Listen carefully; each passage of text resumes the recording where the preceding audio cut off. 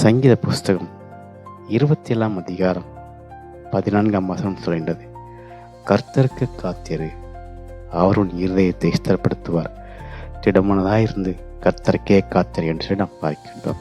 இன்றைக்கு நம்முடைய வாழ்க்கையிலே சில காரியங்கள், சில செயல்கள், சில நடைமுறைகள் நம்முடைய வாழ்க்கையில் நடைபெறாமல் காணப்படலாம்.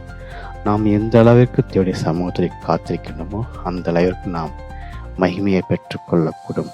ஒருவேளை நீங்கள் ரட்சிப்புக்காக காத்திருக்கலாம், அல்லது விடுதலைக்காக நீங்கள் காத்திருக்கலாம், உங்கள் கண்ணீருக்காக நீங்கள் காத்திருக்கலாம், அல்லது உங்களுடைய கடன் பிரச்சனை, தீராத வியாதி, பலவீனங்கள், பாடு, சொந்த வீடு வாங்குவதற்காக, அல்லது மேற்படிப்பு கல்விக்காக, அல்லது அநேக காரியமாக காணப்படலாம். நீங்கள் கர்த்தருக்குள் மனம் கிளேசம் அடையாமல் விசுவாசத்தோடு நீங்கள் காத்திருப்பீர்கள் என்று சொன்னால், ஏற்ற நேரத்தில் கிறிஸ்து உங்களை விடுவித்து அந்த காரியங்களை நேற்றே நடப்பிக்க வல்லவராக இருக்கின்றார்.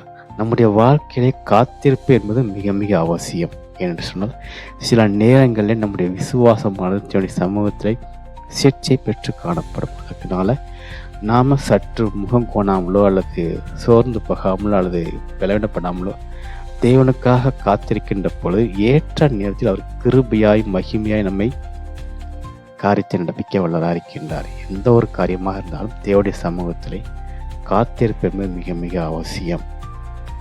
காத்திருப்பு நிமித்தமாகத்தான் நாம் கானான் தேசத்துக்குள்ளே பிரயாணப்பட முடிஞ்சது.